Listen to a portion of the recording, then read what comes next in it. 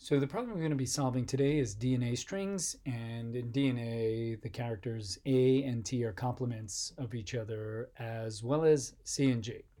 And by complements, we mean that if we encounter the character A, we can replace it with the character T, and vice versa. Finding the character T, we can replace it with A.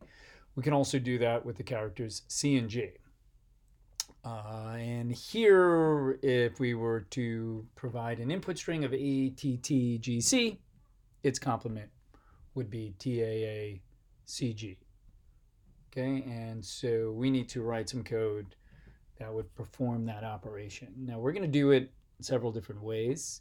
The first way that we're going to do it is using a loop, for loop, and if-else statements. It's kind of the most basic way of solving this kind of problem. So I'm going to start with creating a placeholder to concatenate our strings together. And then we're going to loop over the string. And for this, we're going to use a for loop. So let I is equal to 0. I is less than string.length, right? I plus equals 1. And then we're going to write our if statement. So if string bracket I, which would return that current character, is equal to this instance A. Oh, in this instance A, then we are going to DNA string concatenate the letter T. Okay, now we're going to perform this action. I'm just going to kind of copy paste this, and we'll set this into else if statements. Else if the character is T, we'll replace it with A. If it is C, we replace it with G. And if it is G, we replace it with C. Once that loop has completed and the string, oh, here we go, I forgot to put the else if,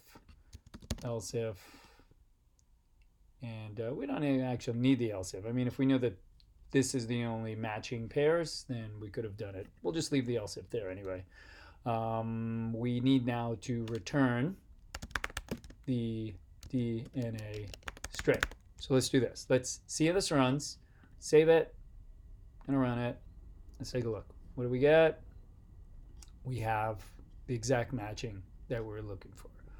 Okay, so this is kind of the most straightforward way that you could solve this using some basic JavaScript. For loops, if, else statements, everything that you would have learned within the first week of JavaScript. So we're going to move on to solving it a different way. And the difference is only in the fact that we're going to convert the for loop into a switch statement. So for this to work, I need to do similar things. I need to create the string, return the string, but now I'm going to create a switch statement. So when we use switch statements, well, we still need a for. So for, you know what, here we go. I'm just going to copy this again because it's the same construct. It's the same thing here. So you know what, let me just copy the whole thing, put it into here, get rid of that. Okay, so we have the same construct. Now, the difference here between using an if statement and a switch is that with a switch, you tell it the condition. So here I'm going to say whatever that letter is, okay? And in order to match that condition, right? So here's the for. We're going to do this. We need a case statement. So case A, then DNA string plus equals character T, okay? Switch statements do work a little bit differently than if else statements in the fact that they can be used to find multiple conditions to match upon, okay? In order to force a switch to terminate once a single condition is matched, we need to include a break statement, okay?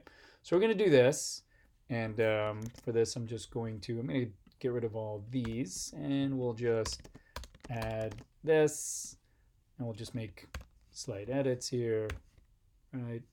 Boom, boom. All right, gotta tab this over. Boom, boom, boom. Okay. So once again, if it's T, we're gonna do A. If it's C, we're gonna do G, and if it's G, we're gonna do C. Okay, there's our statement. Here's our for ends that. Here's our return string. We should, if this works, return the same string. I mean, it's the same thing, right? Of course, because that's the ultimate goal. Just doing it in several different ways. Okay, so that is doing it with a loop and switch. Cool. Now we're going to use a for each, which is an array method. And once again, we're going to continue with this switch statement. I actually like switches better because they seem more intuitive, more declarative of what you're trying to do instead of a bunch of if-else statements.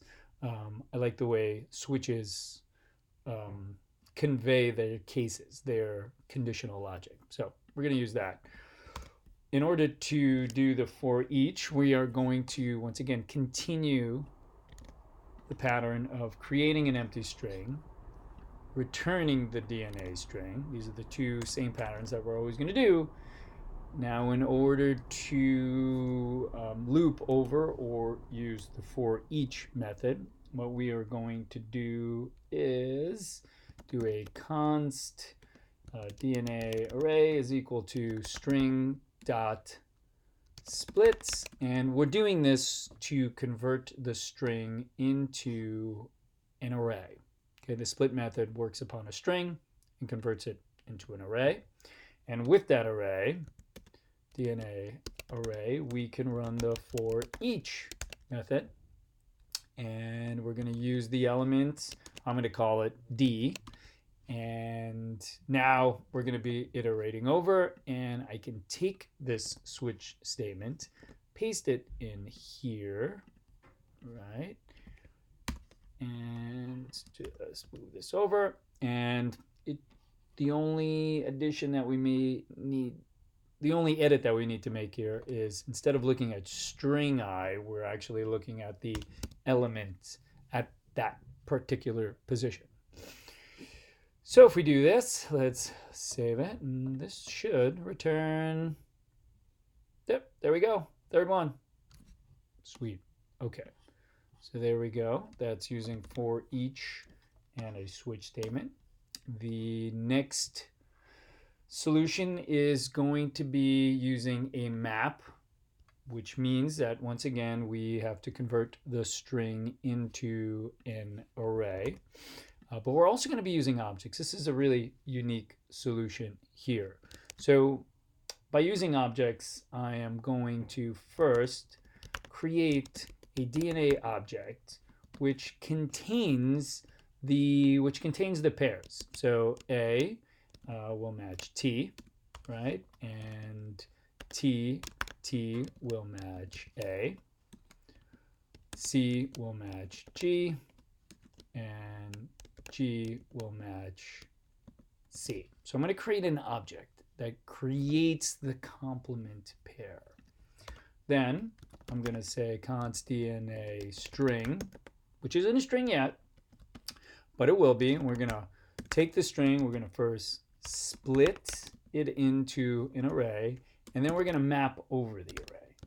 And in the map, we're going to take DNA object, the object, and we're going to pass in the current value, which should return back its complement. Once we've done that and completed it, it's an array, which now we need to join back into a string, and then we need to return DNA string. Okay? This pattern, we should be able to produce the same results. And let's take a look. And we do. Fourth time, works like a charm. Awesome. So it's a great way to do it. Yeah, as you can see, we're getting kind of more terse with our code, more declarative with our code, instead of having to write every nuance out being like a for loop, telling it how many times to iterate. The case statement, we can do more declarative programming using an object and looping over using maps. Cool. So let's move on to the last one. And the last one is using recursion, which is always, it presents some, I'm not going to say problems, but it requires that you think about your code just a bit differently. Okay, so in recursion, we have the need for a base case. And the base case is, I'm going to actually put base case, so if you're new to recursion, is when to stop the function from running. Okay, it's the last statement that stops the series of recursive calls. So recursion is when a function calls itself. Okay, so we need our base case. And I'm going to put here our recursive case as well. And it's when the function calls itself. Okay, and so this is the pattern that builds the string, and this is the pattern that stops the last iteration, and we can return back the string. Okay, so what's our base case? Our base case is going to be if the string, oh, and I don't need new string here. I was editing this earlier. So new string is equal to an empty string, then we are going to return the empty string.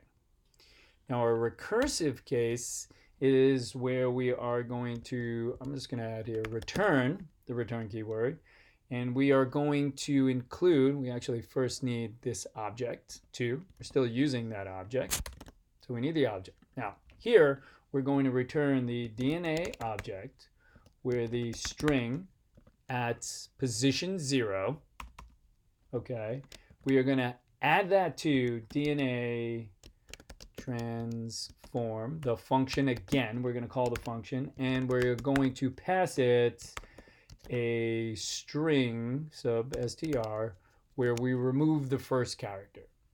So in the end, we're going to keep passing this function a character, and we're going to concatenate it to the function where it keeps removing. So ultimately, it's going to return nothing, and then it's going to go back through the cycle of concatenating the string together. Okay, then we're just going to return the string. So let's take a look. It's kind of cool. I always like these recursive ones, and boom, we got it. Sweet. So those are the 5 ways to do DNA strings.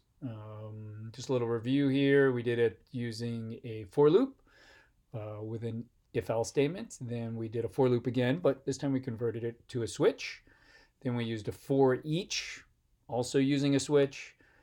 Then we moved on to maps and objects, which are a unique solution also. And then we did it using recursion.